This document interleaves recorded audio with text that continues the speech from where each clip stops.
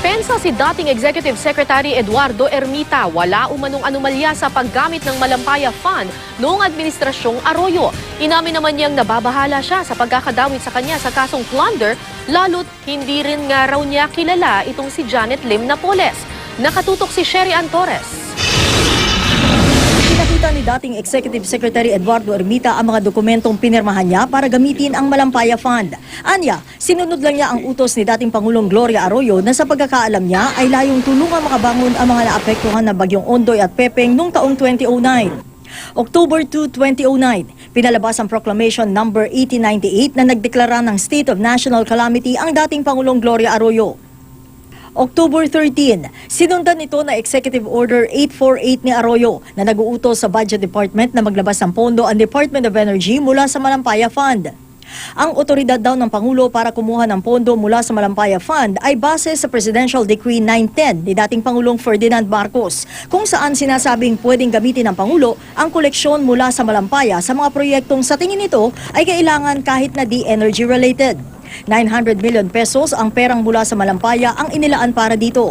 December 2009 bago magpasko, lumabas ang Notice of Cash Allocation sa Department of Agrarian Reform para sa proyektong ito. Meron naman lump sum si President, may savings sa government. Bakit po sa Malampaya Fund na kinuha? I can only, shall we say, guess that at that time, the President had been advised that this calamity funds under the budget was not enough. Base sa salaysay ng whistleblower na si Merlina Sunyas, July 2009 pa lang alam na daw ni Janet Lim Napoles ang pagpapalabas ng pondo mula sa Malampaya Fund. Tinawag na raw sila sa isang meeting para ayusin na ang mga dokumento. Ang sabi ni Sunyas, sa kanya ipinagkatiwala ni Napoles ang operasyon sa Malampaya Fund. Sa kanyang affidavit at pagharap sa Senado, sinabi ni Sunyas na pineke raw niya kasama ang ibang empleyado ni Napoles ang mga pirma na ilang mga alkalde bilang beneficiaries. Napunta raw ang pondong ito sa mga NGO na pinapatakbo ni Napoles at idineposito sa mga bank account nito. Kaya ni isang beneficiary, wala raw nakinabang sa pondong ito. Sabi ni Ermita, di nito kilala si Napoles at hindi niya ito nakita kahit minsan nang siya ay Executive Secretary pa. Sabi dati ni One Bop Party List Representative Silvestre Bello III na panahon ni Ginang Arroyo na makita niya si Janet Lim Napoles sa opisina ng mga cabinet secretaries sa loob ng Malacanang. I haven't met her. I just became conscious of her when her name started coming out in the newspaper. I've never met her nor any of the people mentioned in the papers na mga tauhan niya. I've never had any occasion at all.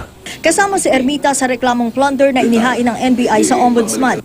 Wala raw siyang nilabag na batas. The anxiety is so much for me. Siyempre, pamilya ko nababada. Sana naman, hindi naman, we should not be lumped up or compared with the statements of such personalities as the whistleblowers who on their own admission, published in mass media, did so many shenanigans. Naniniwala naman ako, we're still a government of laws.